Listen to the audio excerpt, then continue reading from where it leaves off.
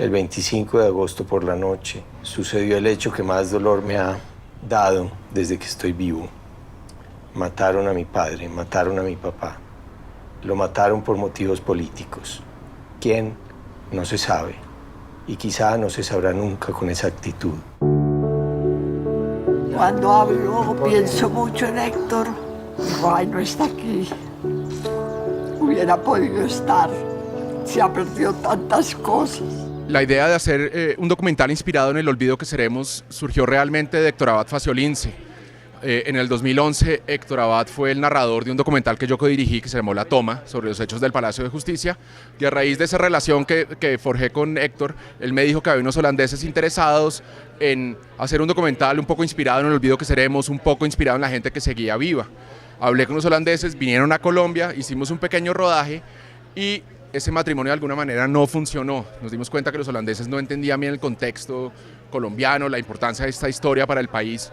Y en ese rodaje que hicimos, Daniela Abad, la otra codirectora, la hija de Héctor, estaba tras escena y vio que también que esto no funcionaba con ellos. Nosotros dos hablamos y decidimos terminar codirigiendo la película juntos. Un poco el objetivo del documental era narrar esos hechos políticos que llevaron al asesinato de Héctor Abad Gómez de una forma mucho más íntima, mucho más familiar, y la razón era que creíamos que de esa forma íbamos a lograr que el espectador se identificara mucho más, que tangencialmente aprendiera de la historia del país, conociera la historia del país, entendiera la historia del país, pero que al mismo tiempo se emocionara y se acercara a nuestro protagonista y a Héctor Abad Gómez. En la casa vivían 10 mujeres, un niño y un señor. El niño, yo, amaba al Señor, su Padre, sobre todas las cosas. Lo amaba más que a Dios. Mi familia ya había hecho, digamos, como esa catarsis del asesinato de su padre, de mi abuelo, de Héctor Abad Gómez. Creo que hacer este documental, obviamente para ellos fue difícil volvernos a contar toda la historia, volver a revivir algunos momentos, volver a oír la voz de su padre, pero al mismo tiempo fue muy bonito y es muy bonito que ahora esta historia esté en salas de cine. Para mí poder adentrarme en la familia Abad fue una experiencia que de alguna manera me cambió la vida, que la familia Abad predica unos valores muy sencillos que están un poco perdidos en nuestra sociedad, valores como el amor, valores que en mi familia me han predicado, que han sido muy importantes en mi vida, pero que están muy presentes también en esta familia. Es una familia que tiene mucho humor, que es muy particular, pero a la vez es muy típica de Colombia, y es una familia que sobre todo no se dejó doblegar por la violencia, no se dejó derrotar por la violencia. Es una familia que tampoco tiene rencor hacia lo que le sucedió, todo lo contrario, es una familia que se ha dedicado a recuperar los valores que les enseñó su padre Héctor Abad Gómez. No me ha gustado nunca la violencia, yo soy médico,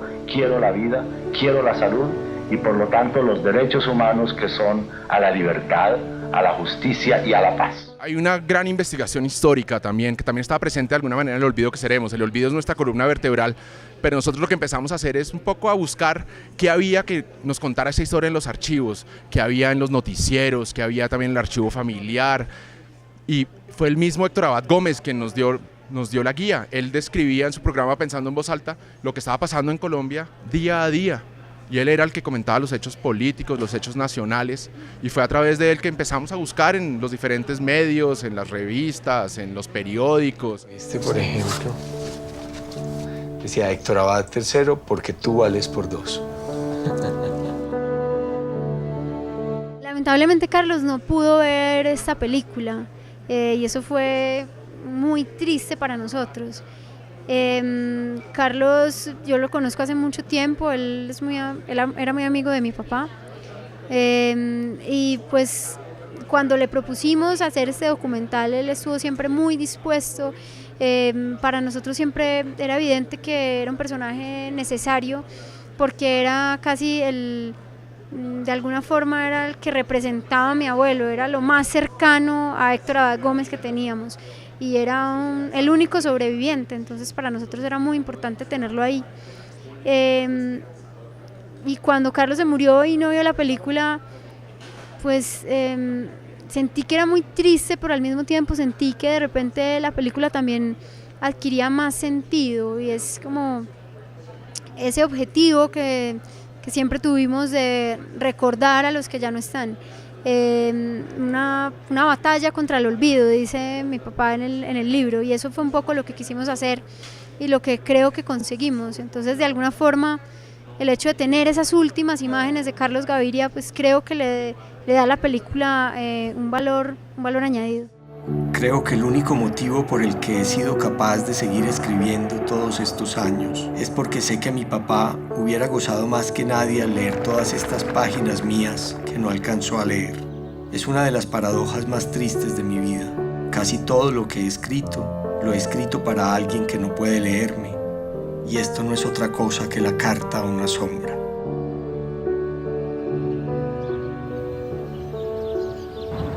Una vieja teoría que yo tengo, que los poemas son una forma de rezo, o mejor dicho, que el rezo es una forma de poesía, y que por eso a la gente le gusta tanto rezar, y realmente encuentran en el rezo mucha calma.